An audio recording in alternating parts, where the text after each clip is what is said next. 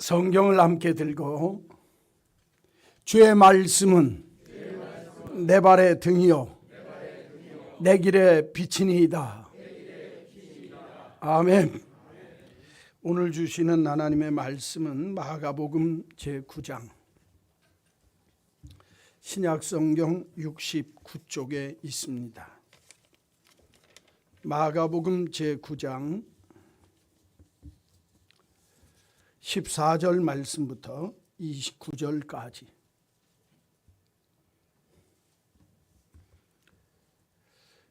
이에 그들이 제자들에게 와서 보니 큰 무리가 그들을 둘러싸고 서기관들이 그들과 더불어 변론하고 있더라.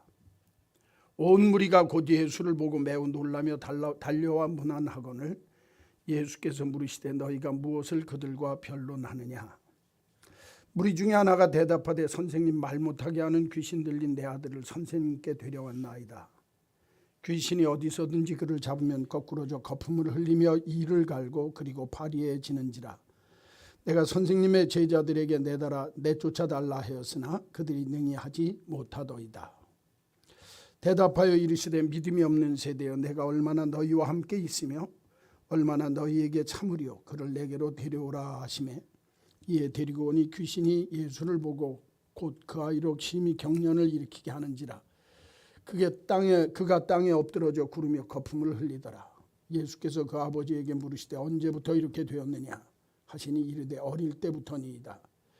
귀신이 그를 죽이려고 불과 물에 다 자주 던졌나이다. 그러나 무엇을 하실 수 있거든 우리를 불쌍히 여기사 도와주옵소서. 예수께서 이르시되 할 수 있거든이 무슨 말이냐. 믿는 자에게는 능히 하지 못할 일이 없느니라 하시니 곧 그의 아버지가 소리를 질러 이르되 내가 믿나이다. 나의 믿음 없는 것을 도와주소서 하더라. 예수께서 무리가 달려와 모이는 것을 보시고 그 더러운 귀신을 꾸짖어 이르시되 말 못하고 못 듣는 귀신아, 내가 네게 명하노니 그 아이에게서 나오고 다시 들어가지 말라 하시매 귀신이 소리 지르며 아이로 심히 경련을 일으키게 하고 나가니 그 아이가 죽은 것 같이 되어 많은 사람이 말하기를 죽었다 하나 예수께서 그 손을 잡아 일으키시니 이에 일어서니라. 집에 들어가심에 제자들이 종용이 묻자오되 우리는 어찌하여 능히 그 귀신을 쫓아내지 못하였나이까. 이르시되 기도 외에 다른 것으로는 이런 종류가 나갈 수 없느니라 하시니라. 아멘. 28절 다시 읽겠습니다. 성경 보십시오. 집에 들어가 제자들이 조용히 여짜오되 우리는 어찌하여 능히 그 귀신을 쫓아내지 못하였나이까. 우리는 어찌하여. 이 우리는 어찌하여라는 이 단어 속에 제자들의 고백 속에 한숨과 탄식 소리가 들어 있습니다. 그런데 이 제자들이 한숨과 탄식을 하는 이 고백이 우리는 어찌하여 이런 일들을 못합니까? 라고 고백하는 이 한숨과 탄식의 삶의 모습이 어쩌면 이 시대를 사는 우리들의 모습일 수 있기 까닭에 오늘 말씀의 제목을 우리는 어찌하여. 이 단어 속에는 스스로 책망하는 자책이 있습니다. 이 속에는 스스로 부끄러워하는 자괴감이 있습니다. 야, 어쩌다 이런 일이 있지? 어째서 이런 일을 못하지? 늘 믿음 생활을 하면서도 이런 마음이 우리를 사로잡을 때가 많이 있다 그 말입니다.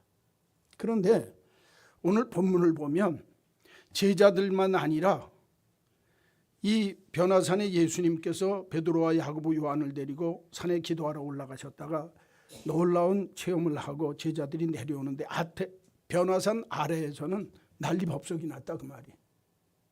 제자 9명이 남아 있었는데 성경에 보니까 벙어리 되어지고 귀머거리 되어지고 간질, 오늘 표현을 빌리면 이 세 가지가 귀신에 의해서 작용되어져서 그 귀신에 의해서 억압되고 눌린 아이가 있는데 어려서부터 그 아이를 예수님 제자들에게 데려왔다는 거예요. 9명이나 있습니다.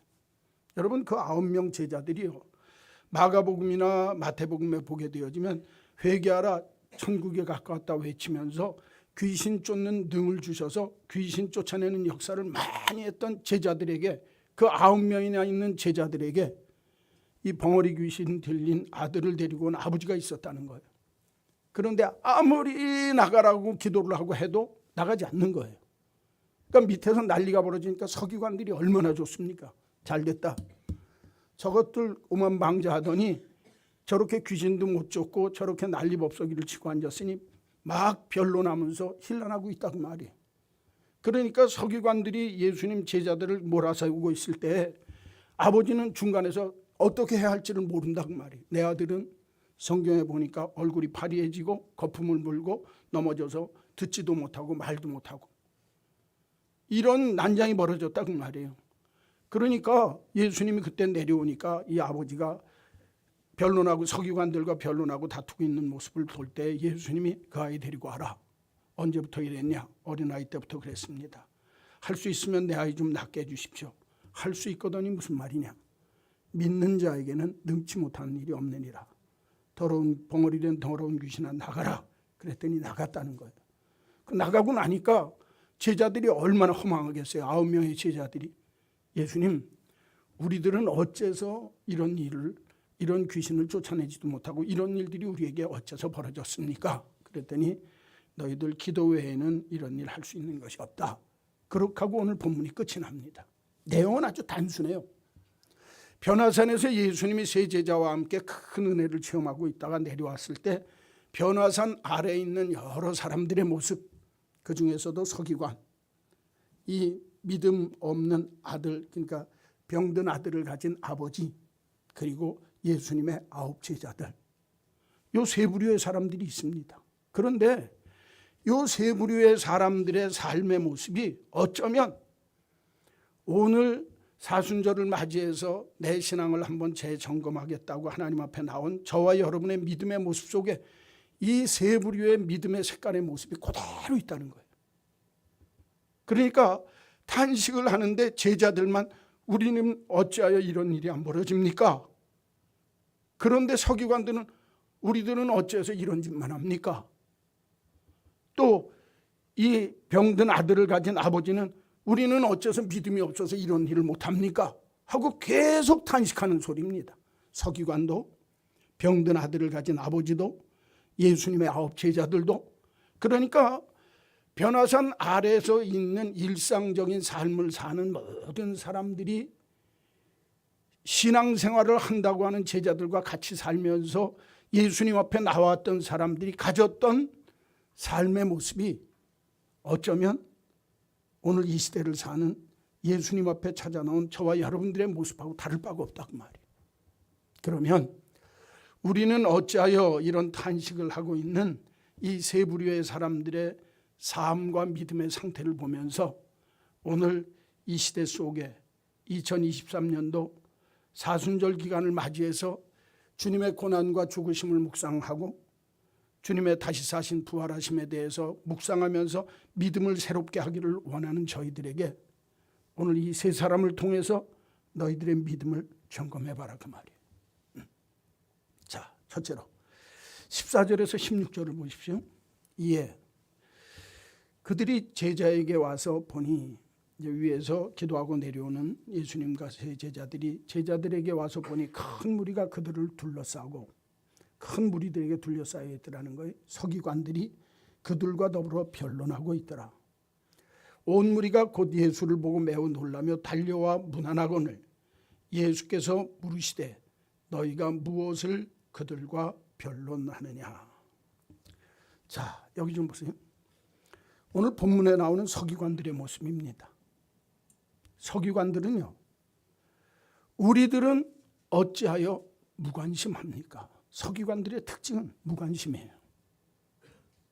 여러분, 예수님 제자들이요, 서기관들 눈에 가시 같은 존재입니다.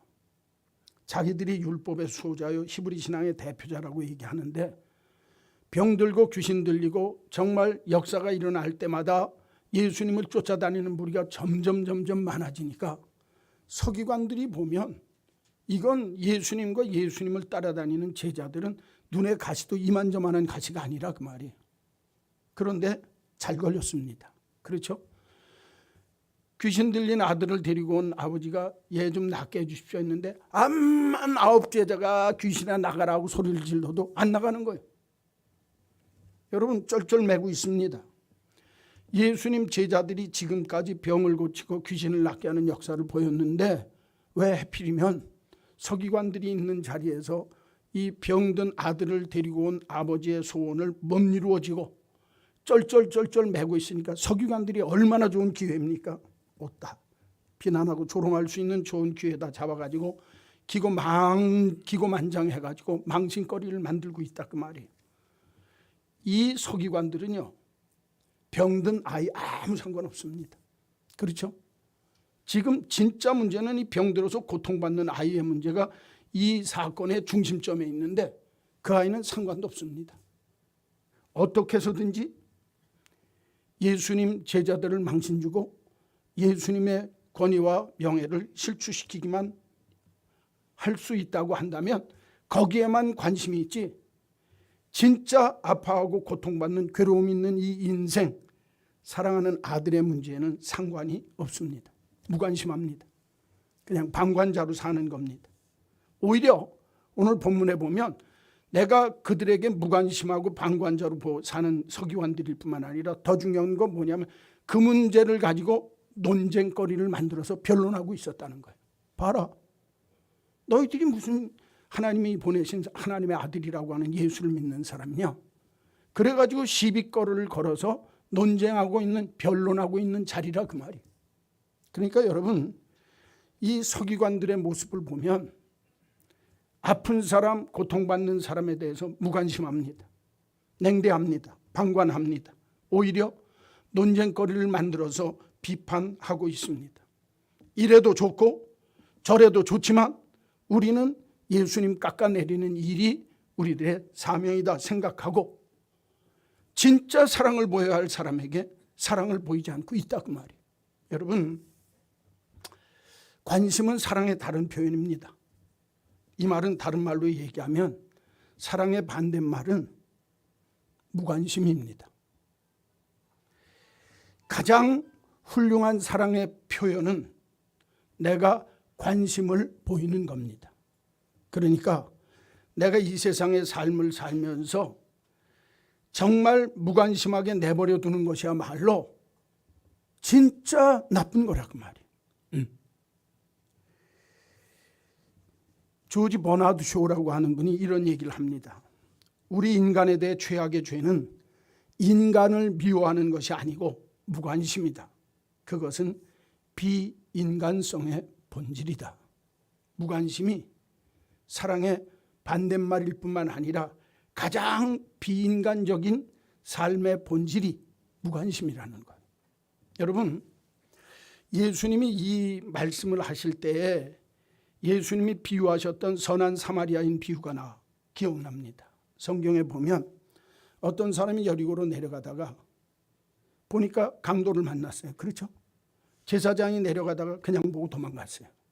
레위인들이 보고 그냥 가다가 보고선 그냥 도망갔어요. 그런데 사마리아 사람이 지나가다가 보고서 이거 안 되겠다. 데려다가 주막에 데려다 치료하고 돌아올 때 내가 다 갚겠습니다 하고 갔다는 거예요. 선한 사마리아 비유를 예수님이 말씀하실 때 그 내용 속의 핵심이 뭐냐? 무관심하게 지나치는 제사장들과 레위인들입니다. 사랑을 베푸는 선한 사마리아인 아픈 자를 주막에 데려가고 병든 자를 고쳐주고 모든 비용을 다 지불하는 선한 사마리아인 비유에 그 착한 선한 사마리아인보다 더 중요하게 관심 가져야 할 초점이 누구냐? 그 당시에 존경받는다고 하는 제사장들과 레위인들이 사랑 주어야 할 사람에게 관심 두지 아니하고 지나친 무관심의 내용입니다. 여러분 오늘 이 말씀이 이 시대를 사는 우리들에게 주는 굉장히 귀한 교훈이 있습니다. 우리가 예수를 믿고 구원받은 하나님의 백성들입니다. 그런데 내가 예수 믿고 구원받은 하나님의 백성이라고 하면서 내 주변 사람에 대해서 무관심합니다. 주변 사람이라고 할 때 내 아내일 수도 있고 내 남편일 수도 있고 내 가족일 수도 있고 내 이웃일 수도 있습니다. 그들이 어떻게 되든지 말든지 아무 상관하지 않는 사람. 오늘날 현대인에게 가장 무서운 죄가 뭐냐? 무관심입니다. 저 사람 뭐 예수 안 믿든지 말든지, 예수 믿든지 말든지, 교회 나오든지 말든지. 여러분, 이 코로나19 사태 후에 한국 교회 교인들의 삶과 믿음의 모습 속에 제일 많이 훈련되어진 모습이 뭔 줄 압니까? 남에 대해서 관심 갖지 않는 겁니다. 엘리베이터를 타도 누가 탔는지, 내 옆집 사람이 어떻게 됐는지 아무 관심 없습니다. 모든 게 전부 자기에게 집중되어 있습니다. 오늘 누구처럼? 서기관처럼. 죽어가는 심령이 옆에 있는데도 내버려 두는 거예요. 오히려 그 문제를 가지고 다른 시비거리를 만들고 다른 논란거리를 만들어서 변론하고 다투고 있다 그 말이에요. 오늘 이 말씀을 통해서 이 시대를 사는 이 사순절 시기를 맞이해서 예수를 믿는 우리들에게 주시는 하나님의 도전이 있습니다. 그게 뭔 줄 압니까? 너 내 이웃에 대해서 어떤 관심을 갖고 있느냐? 내가 진짜 내 주변에 죽어가는 영혼에 대해서 내가 관심을 갖고 사랑을 갖고 베풀어야 할 그 사람에 대해서 어떤 모습으로 살아가고 있느냐?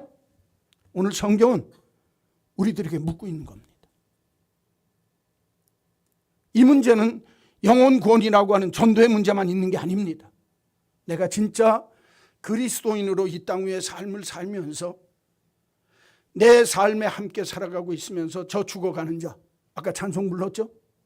저 죽어가는 자, 저 힘없이 정말 아무도 관심 갖지 아니하는 저 사람에게 너는 어떤 삶의 자세를 갖고 살아가고 있느냐? 그리스도인 된 우리들에게 주님이 묻는 물음입니다. 너는 어찌하여 무관심 속에서, 너는 어찌하여 아무런 관심도 갖지 않고 내 주변에 대해서 눈을 감고 사느냐? 묻는 주님의 물음입니다. 사랑하는 성도 여러분, 그리스도인은 내 주변에 죽어가는 자와 내 주변에 정말 사랑을 줘야 할 자들에 대해서 내가 어떤 모습으로 살아가야 할지를 분명히 알고 사는 자가 진정한 그리스도인입니다. 코로나19 사태 후에 한국 사회 속에 팽배되어진 가장 무서운 죄악이 뭐냐? 나밖에 모르는 겁니다. 남에게 관심이 없습니다. 목사로서요, 제가 이 코로나19 후에 교회 안에 30대, 40대들 그리고 젊은이들이 다 자기 삶에 만족하면서 신앙 문제에 관심 없습니다. 그런데 부모도 그냥 놔두고 있어요. 여러분, 그렇게 하면 안 됩니다. 내 아들이 지금 내 딸들이 어떤 상황에 있는지를 알고 이 땅 위에 저들의 영혼의 모습이 어떤지를 알고 관심을 가져야 하는데 그 관심조차도 안 갖는 시대가 됐다 그 말이에요. 우리는 어찌하여 무관심합니까? 이게 서기관들을 통해서 우리에게 주시는 첫 번째 메시지입니다. 죽어가는 자, 내 주변에 정말 세상적인 데만 관심 팔려서 사는 그 사람들에게 무관심하지 말고 그들을 향해서 진짜 사랑을 줄 아는, 내 안에 뜨거운 사랑을 전할 줄 아는 그런 복 있는 그리스도인이 꼭 되시기를 주의 이름으로 간절히 축원합니다. 두 번째로 보면 17절에서 27절까지인데 무리 중에 하나 아들, 귀신 들린 아들을 선생님한테 데리고 온 그 아버지가 하는 얘기입니다. 17절, 귀신이 어디서든지 그를 잡으면 거꾸로 져서 거품을 흘리며 이를 갈고 파리해지는지라. 이걸 보게 되면 아마 간질 증세도 같이 있는 것 같습니다. 거꾸로 집니다. 거품을 흘립니다. 이를 갑니다. 얼굴이 파리해집니다.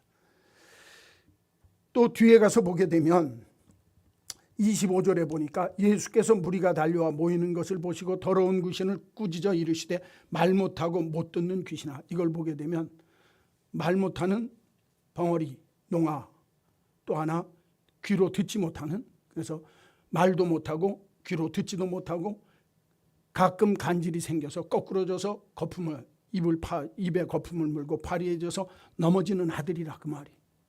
귀신 역사로 그렇게 됐다는 거예요, 성경은. 네. 대답하여 이르시되 18절 끝에 봅시다. 내가 선생님의 제자들에게 내쫓아달라 하였으나 그들이 능히 하지 못하더이다. 예수님 제자들도 별거 없대요.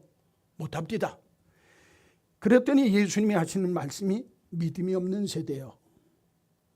이때의 믿음이 없는 세대요는 믿음 없는 아버지에게만 하는 소리가 아니라 그 자리에 있는 모든 사람을 향한 말씀입니다.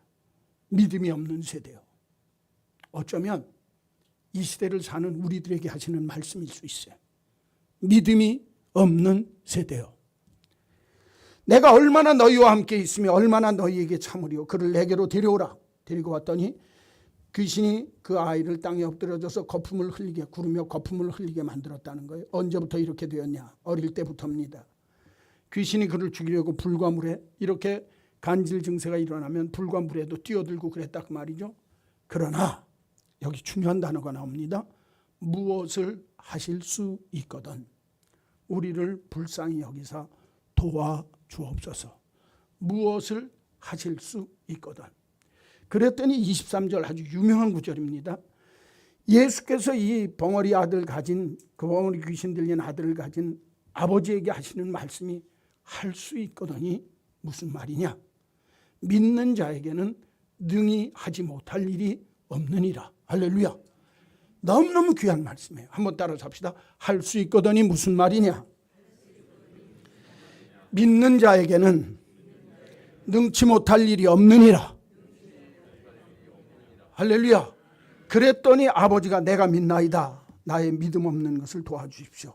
그랬더니 말 못하고 못 듣는 귀신아 내가 네게 명하노니 그 아이에게서 나오고 다시는 들어가지 말라. 그랬더니 귀신이 소리를 지르며 경련을 일으키게 하고 나가니 그 아이가 죽은 것 같이 되어 많은 사람이 죽었다 하나 예수께서 그 손을 잡아 일으키시니 이에 일어서게 되었더라. 할렐루야. 자, 오늘 아까 19절에 믿음이 없는 세대요. 22절에 무엇을 할 수 있거든. 할 수 있거든이 무슨 말이냐? 믿는 자에게는 능치 못할 일이 없느니라. 이 단어 속에서 두 번째, 이 귀신 들린 아들 아버지의 모습 속에 우리는 어찌해서 믿음이 없습니까? 하는 탄식입니다. 오늘 예수님이 그 자리에 있던 모든 사람들에게 믿음이 없는 세대요 책망하실 뿐만 아니라 이 귀신 들린 아들 그 아들 때문에 고통받는 아버지가 할 수 있으면 내 아들 좀 고쳐주십시오 했더니 할 수 있거든이 무슨 말이냐? 믿는 자에게는 능치 못할 일이 없느니라. 여러분 오늘 이 본문에 나오는 이 아버지의 모습을 보면 아버지가 불신앙을 가진 이유가 있습니까? 없습니까? 있어요. 그 이유가 뭡니까? 당신 제자들한테 데리고 왔는데 귀신 내 아들 들린 귀신을 못 쫓아냅디다 그랬어요. 그렇죠? 그러니까 이 아버지가 못 믿는 믿음 그 불신앙의 모습 속에는 이유가 딱 있어요. 여러분 잘 들으십시오. 신앙생활할 때 내가 하나님 믿는다고 하면서도 불신앙이 내 마음에 들어올 때는요 그 불신앙에는 다 이유가 있어요. 이유 없는 불신앙은 없습니다. 나는 뭐 시간이 없고 나는 뭐 믿지를 못해서 나는 뭐가 어째서 핑계거리가 다 있어요. 믿고 살아야 할 우리들이 여러 가지 핑계와 이유를 갖다 대면서 오늘 이 귀신 들린 아들 가진 아버지처럼 나는요 못 믿을 때 이유가 있는 거예요. 그러니까 예수님이 오셨어요. 그러니까 그 예수님 앞에 뭐라고 그런 줄 압니까? 할 수 있으면 한번 해보시오. 할 수 있거든. 그랬죠? 여러분 이게 우리들의 보통 신앙인들이 갖는 보통 신앙의 모습 속에 있는 불신앙의 모습이에요. 우리가 아니 뭐 하나님 믿지 뭐 하나님이 다 고쳐주시고 하나님이 다 행하시고 하나님이 행하시니까 믿어. 그런데요 그렇게 얘기하면서도 그 내용 속에 뭐가 있냐면 뭐 안 되는 건 다 이유가 있는 거지만 할 수 있으면 한번 해보세요. 이렇게 믿어요 우리들이. 에이 뭐 안 되는 건 내가 알거든요. 근데 뭐 하나님 믿으니까 할 수 있다고 그러니까 하나님이 하실 수 있다고 그러니까 하나님 한번 하실 수 있을 줄로 믿어요. 그리고 예수님한테 하실 수 있거든 내 아들 좀 낫게 해 주십시오. 오늘 이 본문을 가만히 보면 무엇을 하실 수 있거든. 그 말씀 속에는요, 그 고백 속에는요, 믿음도 있고 의심도 있습니다. 그렇죠? 되면 좋고 아니면 아이고 어쩜 그렇게 잘 알아요. 예수 믿는 사람이 하나님을 그렇게 믿어요. 뭐 하나님 믿으니까 하나님이 해주시면 아멘이고, 또 어떤 때 보니까 내 아들 못 낳게 한 거 보니까 못 낳게 할 수도 있습니다. 그러니까 뭐 안 되면 할 수 없고, 이게 이 귀신 들린 아버지, 아들을 가진 아버지의 믿음이 아니라 저와 여러분의 믿음입니다. 그렇죠? 진짜 믿는다고 하면서 어떻게 믿냐? 믿어서 되면 좋고 안 되면 뭐 할 수 없는 거고. 이게 진짜 나쁜 거예요. 아브라함 링컨이요, 너무너무 귀한 말을 했어요. 아브라함 링컨이 믿음은 하나님이 할 수 있음의 가능성을 믿는 것이 아니라 하실 것임을 믿는 것이다. 우리 하나님은 하실 수 있을 거야. 난 그걸 믿어. 하실 수 있을 거라고 하는 가능성을 믿는 게 믿음이 아니라는 거예요. 믿음은 뭐냐? 우리 하나님은 할 수 있다고 하는 사실을 믿는 거예요. 여러분, 아브라함 링컨이 얼마나 불행한 인생 살았습니까? 그렇죠? 근데 그가 남북 전쟁에서 이기면서 미국 합중국이 통일되어지면서 거기에 대통령이 되어질 때 그가 부모에게서 물려받은 게 딱 성경 하나예요. 그러면서 하나님 이렇게 잘 믿어야 된다, 성경대로. 그 입에서 나온 고백이 이겁니다. 믿음은 하나님이 할 수 있음의 가능성을 믿는 게 아니에요. 할 수 있으면 좋고 아니면 말고 아니라 우리 하나님은 하실 수 있다. 여러분, 그거 믿고 사는 거예요. 예수 믿는 게 하실 수 있을지 모르겠어, 그걸 믿는 게 아니에요. 그건 믿음이 아닙니다. 할 수 있음의 가능성을, 하실 수 있으면 좋고 아니면 말고, 그건 믿음 없는 소리예요. 오늘 이 본문에 나오는 병든 아들을 가진 아버지가 자기 아들이 지금 죽게 생겼는데 예수님 보니까 얼굴이 파리해지고 입에 거품 물고 또 쓰러졌는데, 불에도 들어가고 물에도 들어가서 수십 번 죽을 뻔했는데 또 예수님 앞에 넘어졌는데 와가지고 하는 얘기가, 할 수 있으면 해주시면 좋겠어요. 근데 뭐 할 수 없으면 할 수 없죠. 이게 믿음이냐 그 말이에요. 예수를 믿는 하나님의 백성은 하나님이 할 수 있음의 가능성을 가진 분이 아니라 하실 수 있다, 할 수 있거든이 무슨 말이냐? 믿는 자에게는 능치 못할 일이 없느니라. 할렐루야. 이게 믿음의 확신이에요. 하나님 믿으려면 제대로 믿으세요. 오늘날 우리가 하나님을 믿는다고, 내가 예수 그리스도가 나의 구세주고 나를 위해 죽었다고 믿으면서도 진짜 내 삶의 자리에서는 할 수 있으면 좋고 아니면 말고, 믿음과 의심이 공존하는 신앙이 아니라 우리 주님은 하실 수 있습니다. 할 수 있거든이 무슨 말이냐? 믿는 자에게는 능치 못함이 없나이다. 여러분, 이 소리를 들으니까 그 아버지가 이렇게 얘기합니다. 내가 믿나이다.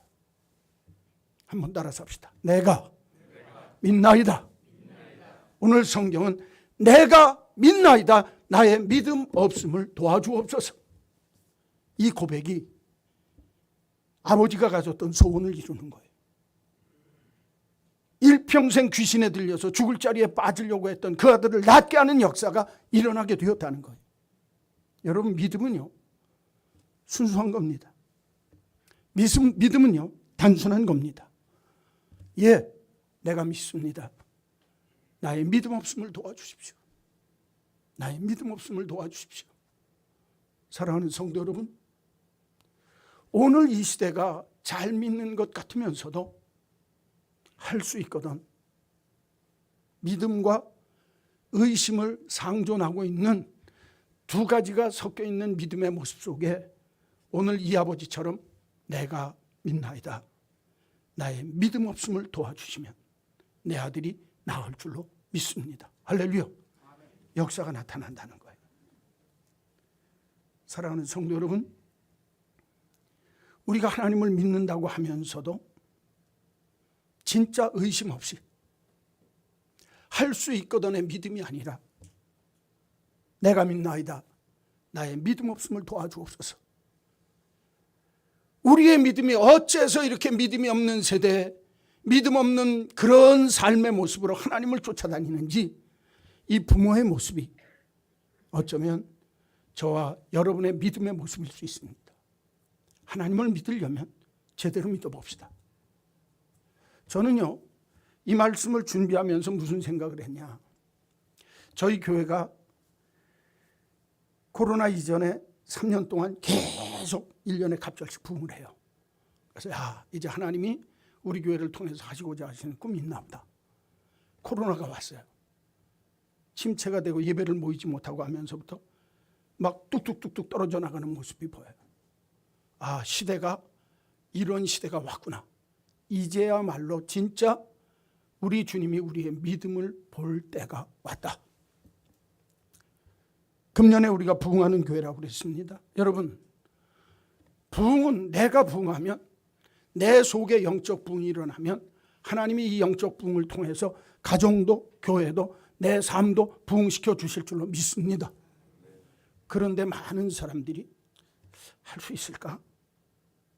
오늘 아버지 같은 자세를 갖고 있어요. 누가? 이 자리에 함께 예배하는 여러분이. 그러면 부흥은 없습니다. 할 수 있거든이 무슨 말이냐? 나를 믿는 자는 능치 못함이 없으리라. 할렐루야. 이 믿음을 갖고 시작하는 겁니다. 우리가 3년 세월을 허송했습니다. 믿음이 없는 세대야 그 소리 듣지 말고, 할 수 있거든이 무슨 말이냐, 주님께 책망 듣지 말고 내가 믿나이다. 나의 믿음 없음을 도와주시면 우리들을 통해서 새 일이 시작될 줄로 믿습니다 하는 이 믿음이 새로워지는, 이 말씀을 통해서 이 믿음이 새로워지는 저와 여러분이 되시기를 주의 이름으로 간절히 축원합니다. 축원합니다. 마지막 세 번째로 28절에서 29절 보십시오. 첫째는 서기관들의 모습을 통해서 우리들의 무관심에 대해서 주님이 책망하고 계시고, 두 번째는 이 아버지의 모습을 통해서 우리들의 믿음 없음에 대한 경각을 울려주고 있고, 세 번째, 제자들을 통해서 주는, 제자들의 모습을 통해서 주는 우리들의 신앙의 주님의 말씀에 귀를 기울여야 합니다. 들어보십시오.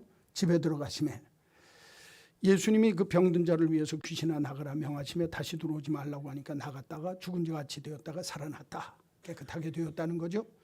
집에 들어가시면, 제자들과 함께 집에 들어가시면 제자들이 조용히 묻자오되. 왜 조용히 물어봤겠어요? 시쳇말로? 어떻게 그렇게 좋아해요? 면이 안 선다 그 말이에요. 아니, 예수님 따라다니면서 예수님이 귀신 들리고 병든 자들을 쫓아내는 권세를 줘서 지금까지 그 일을 다 했어요. 그렇죠? 그런데 자기들이 아무리 이 벙어리 귀신 들린 이 아들한테 나가라고 해도 안 나가는 거예요. 그래서 서기관들에게 조롱당했어요. 아버지에게 뭐 이런 제자들이 다 있냐고 별소리 다 들었을 거예요. 그렇죠? 그런데 예수님이 와서 믿음의 역사하심을 통해서 병든 자, 귀신 들린 자를 낫게 하셨단 말이에요. 그러니까 조용히 집에 들어와서 정말 여러 가지로 면도 안 서고 그러니까 조용히 묻는 겁니다. 우리는 어찌하여 능히 그 귀신을 쫓아내지 못했습니까? 물어봐야 될 거 아니에요. 그렇죠? 그랬더니 기도 외에 다른 것으로는 이런 종류가 나갈 수 없느니라. 답변이 기도해야지, 기도 안 하니까 그렇지. 그거예요. 쉽게 얘기하면. 그렇죠? 28절과 29절 행간이 있어요. 28절과 29절 사이에 우리들이 꼭 읽어야, 꼭 알아듣고 읽어야 할 말씀이 있어요. 그게 뭔 줄 압니까? 너희들 귀신이 나가고 병든 자가 다 고쳐지고 일어나는 역사가 일어나니까 너희들 기고만장했지. 그 얘기입니다. 그렇죠? 너희들 이 귀신이 왜 안 나갔냐고 나한테 물어봤지. 그건 너희들이 기도하지 않았기 때문이에요.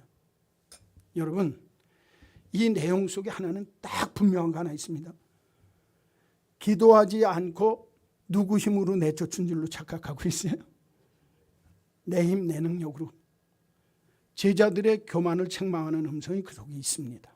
또 하나, 너희들 하나님의 능력으로 귀신이 나가는 거다라고 하는 너희들 자신에 대한 교만뿐만 아니라 두 번째는 나태함에 대한 책망입니다. 너희들 네가 다 아는 줄 알고 기도해야 될 때 기도 안 했잖아. 왜 나태합니까? 우리는 어찌해서 나태합니까? 라는 제자들의 깨달음이 이 말씀 속에 있습니다. 말씀을 좀 간단하게 하려고 합니다. 여기 좀 보세요. 마귀가 사용하는 가장 큰 무기가 이론도 아닙니다. 의심도 아닙니다. 마귀가 사용하는 가장 큰 무기는 게으름, 나태입니다. 기독교인을 지옥으로 보내는 방법은 아주 간단합니다. 서두르지 마. 서두르지 마. 프랑크 미드의 우화 중에 이런 얘기가 있습니다. 마귀가 자기 졸개들을 모아놓고 사람들, 기독교인들을 어떻게 하면 무너뜨릴 수 있겠느냐. 예, 이론적으로 하나님이 없다는 것을 설득하면 무너질 겁니다. 그거 갖고 안 된다. 예, 의심이라고 하는 작은 악마가 있다는 말이 의인이 고생하고 악인이 잘 사는 것을 계속 보내주면 마음에 의심이 들기 시작해서 신앙을 버릴 겁니까? 그것도 안 된다. 그럼 어떻게 해야 됩니까?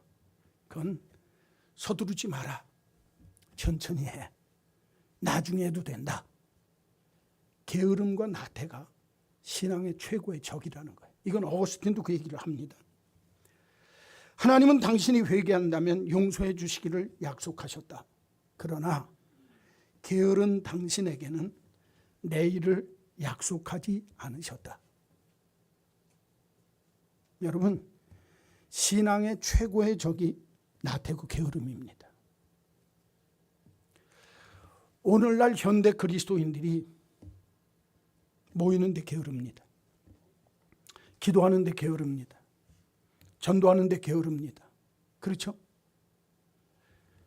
뭐 나중에 하지. 나중에 하지 하면서 손 놓은 지가 몇 년 됐어요? 3년이 넘었어요. 언제까지 이럴 겁니까? 언제까지 이렇게 내가 기도하지 아니하고 내 이 힘과 내 능력으로 할 수 있다고 하는 이 교만과 나태, 교만과 이 게으름 때문에 우리들의 신앙을 버릴 수 있느냐 그 말입니다. 여러분, 나태와 교만은, 나태와 해이함은 똑같은 범죄입니다. 제가 여러분에게 묻겠습니다. 여러분들의 믿음의 모습이 지금 게으른 상태에 주저앉아 있지는 않습니까? 좋은 게 좋은 거지. 그만하면 된 거야. 이게 마귀가 나를, 내 믿음을 저 바닥으로 떨어뜨리는 가장 심오한, 가장 무서운 무기가 게으름이고 나태라는 거예요. 사랑하는 성도 여러분, 오늘 본문 마가복음을 보면 우리는 어째서 이렇습니까? 라고 한숨과 탄식 속에서 손 놓은 정말 그리스도인의 모습들이 너무너무 많이 나타납니다. 서기관처럼 무관심으로, 귀신 들린 아들을 가졌던 아버지처럼 믿음이 없는 모습으로, 예수님의 제자들처럼 교만과 나태함으로. 사순절 기간입니다. 믿음을 조입시다. 신앙을 다시 한번 각성합시다. 무관심을 버리고 죽어가는 영혼에게 내 사랑과 관심을 표현할 줄 아는 그리스도인이 되어야 합니다. 믿음 없는 내 마음속에 믿음과 의심이 들고 믿음과 불신이 내 안에 있을 때라도 내가 믿나이다, 나의 믿음 없음을 도와주옵소서. 할 수 있거든이 무슨 말이냐? 믿는 자에게는 능치 못함이 없느니라. 믿음을 회복하는 축복이 있기를 간절히 소원합니다. 나태와 게으름을 버립시다. 이제 정말 주님이 기뻐하는 믿음의 모습으로 내가 다시 한번 각성하고 일어설 줄 아는, 그래서 우리는 어찌하여 단식하고 한숨 쉬고 그냥 늘어져 있는 믿음의 모습이 아니라 한번 다시 재각성하는 하나님의 축복의 은혜가 저와 여러분에게 있게 되시기를 간절히 소원합니다. 찬송가 220장 부르시면서 성찬하도록 하겠습니다.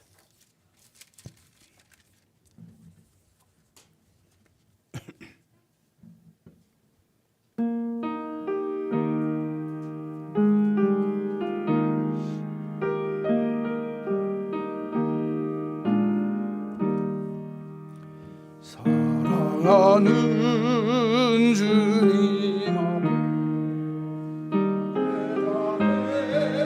한 자리에 크신 은혜 생각하며 즐거운 찬송 부르네.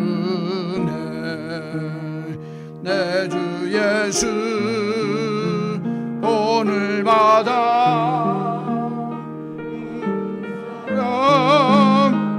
내 몸같이 환난 근심 위로하고 진심으로 사랑하세.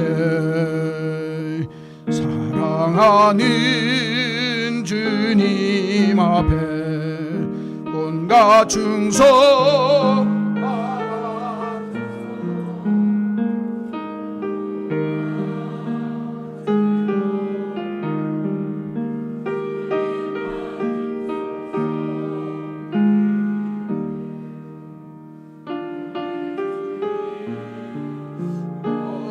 거룩한 손 제자들의 바르 시선 남 섬기는 종의 도를 몸소 행해 보이셨네.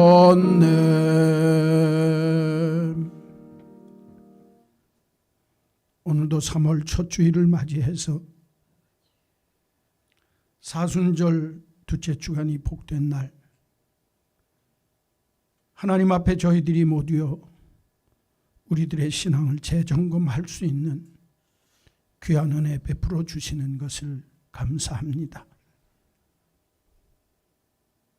서기관들처럼 죽어가는 자 내 이웃들에게는 무관심한 삶을 살면서 오늘 그 모습이 내 모습임에도 불구하고 내 옆에 죽어가는 영혼들에 대해서 아무런 관심 없이도 양심의 가책도 신앙의 채찍도 없이 살았던 저희들, 다시 한번 주의 떡과 잔을 먹고 마실 때 우리의 무관심이 변하여 사랑으로 변하는 역사가 일어나게 하여 주옵소서. 특별히 믿음이 없는 세대여 할 수 있거든이 무슨 말이냐, 우리의 믿음 없음을 보시고 오늘 이 떡과 잔을 먹는 자마다 내가 믿나이다, 나의 믿음 없음을 도와주옵소서. 이 아버지의 믿음의 모습이 오늘 우리들의 믿음의 모습이 되도록 믿음이 회복되는 성찬이 되게 하여 주옵소서. 교만과 나태 때문에 우리는 어찌하여 제자들처럼 탄식과 한숨만 쉬면서 사는 믿음의 모습이 아니라 주 안에서 다시 한번 우리의 열심을 회복하게 하시고 우리의 교만을 버리게 하시고 주님과 더불어 함께 다시 뛸 수 있는 믿음의 산 역사가 이 성찬을 통하여 우리 모두에게 일어나게 하여 주옵소서. 예수님의 이름으로 기도하옵나이다. 아멘. 이것은 너희를 위한 나의 몸이라. 이 찢긴 몸을 먹고 마실 때마다 나를 기념하라. 오늘 말씀을 기억하시고 자기를 살피면서 떡을 받고 함께 먹겠습니다. 세례받고 구원의 확신이 있는 분은 다 받으십시오.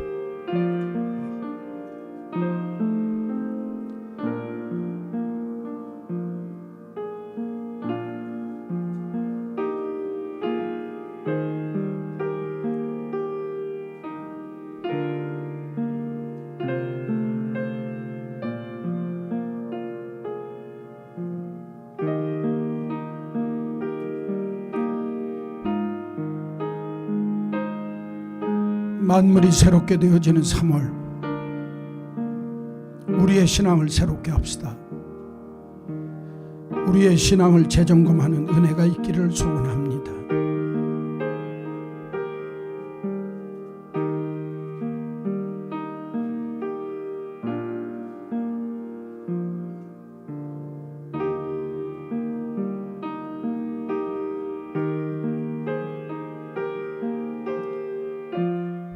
혹시 세례받고 구원의 확신이 있는데 떡받지 못한 분 있으면 손들어서 표해 주세요. 안 계십니까?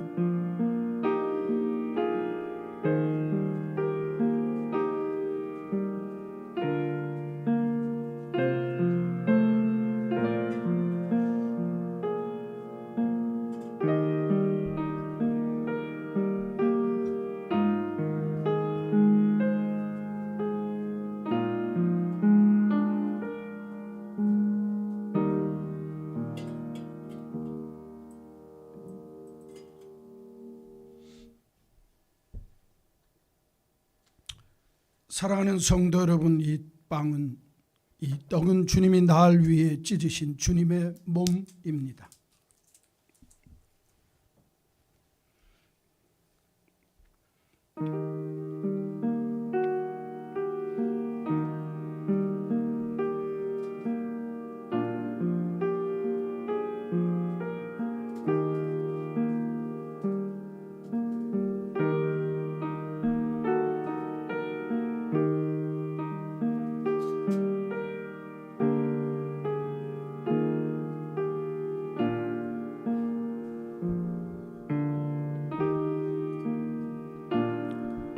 식후에 주님께서 잔을 들고 말씀하시기를, 이 잔은 내가 너희를 위하여 흘린 나의 피이니라.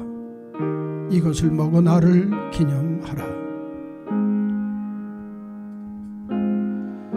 떡을 받으신 분만 기도하시다가 잔을 받으시기 바랍니다. 잔도 함께 먹겠습니다.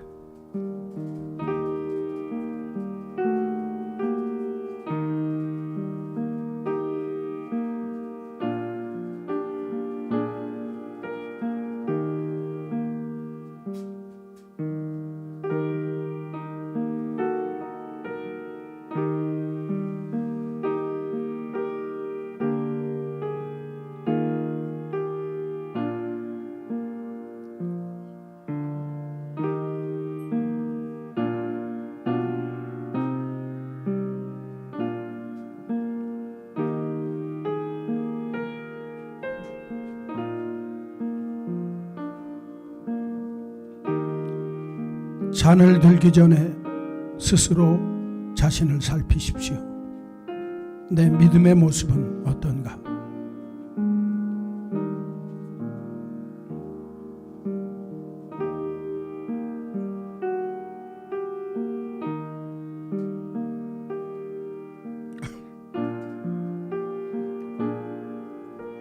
떡을 받으셨는데 잔 받지 못한 분 있으면 손들어 표하세요. 안 계십니까?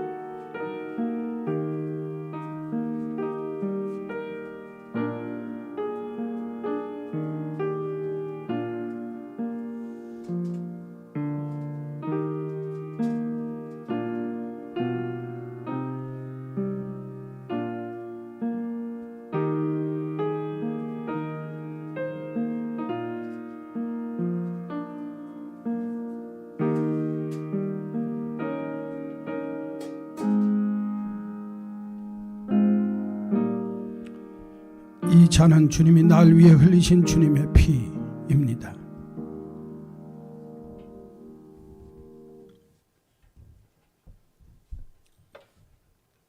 찬송가 215장 1절 3절 부르시면서 봉헌합니다.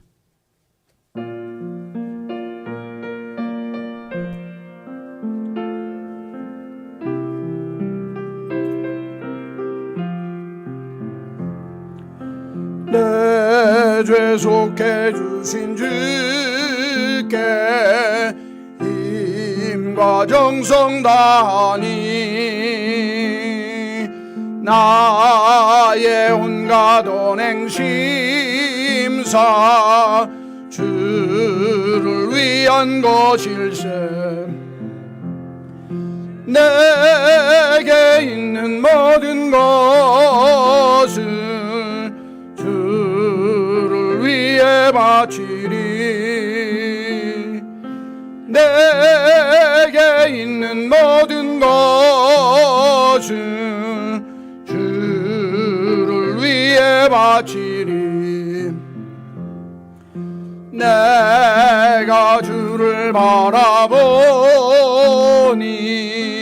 나 영혼 밝아져.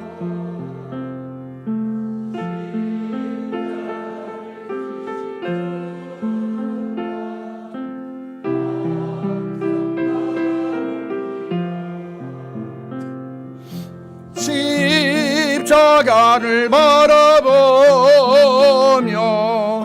주만 따라가리라. 십자가를 바라보며 주만 따라가리라.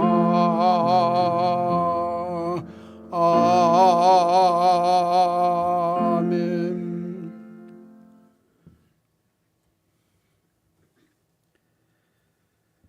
오늘 이 시대를 살면서 변화산 아래 사람들과 같이 우리들의 신앙의 모습을 재점검할 수 있는 기회 주셔서 감사합니다. 생각으로 끝나지 않게 하시고 결단하게 하시고 행동으로 옮길 수 있는 은혜를 허락하여 주옵소서. 주님 앞에 귀한 믿음의 예물을 구별하여 드렸습니다.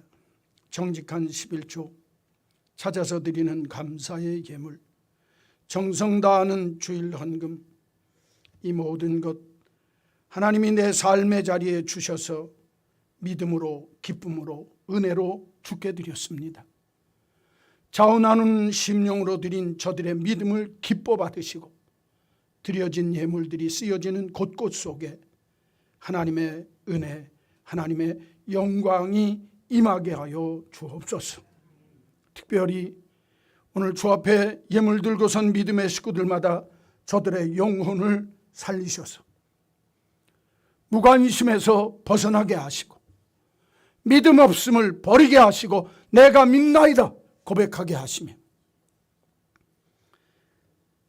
자기의 교만과 나태를 하나님 앞에 완전히 던질 수 있는 새로운 믿음의 모습이 시작되도록 축복하여 주옵소서. 그래서 올 한 해 하나님이 우리에게 허락하시는 신령한 영적 부흥과 삶의 부흥과 내 삶의 터전의 모든 삶의 경내에 일어나는 하나님의 부흥의 축복을 체험하는 복 있는 주의 백성들 되게 하여 주옵소서. 그래서 하나님의 위대하심과 하나님의 살아계심과 하나님의 권능과 하나님의 능력을 만방에 보이고도 남는 큰 은혜의 역사가 우리의 삶의 경내에 불같이 임하게 하여 주옵소서. 믿습니다. 예수님의 이름으로 기도하옵나이다. 아멘. 우리 구주 예수 그리스도의 크신 은혜와 하나님 아버지의 만극하신 그 크신 사랑하심과 성령님의 감화, 감동, 역사, 교통하심이 우리의 입에서 우리는 어찌하여 한숨과 탄식을 버리고 하나님이 내게 주시는 능력으로 사랑과 믿음과 정말 부지런함과 열심을 회복하여 하나님 앞에 멋진 믿음의 인생 살게 되기를 소원하는 한마음 온 믿음의 식구들 머리 위에 이제로 영원히 있을지어다. 아멘.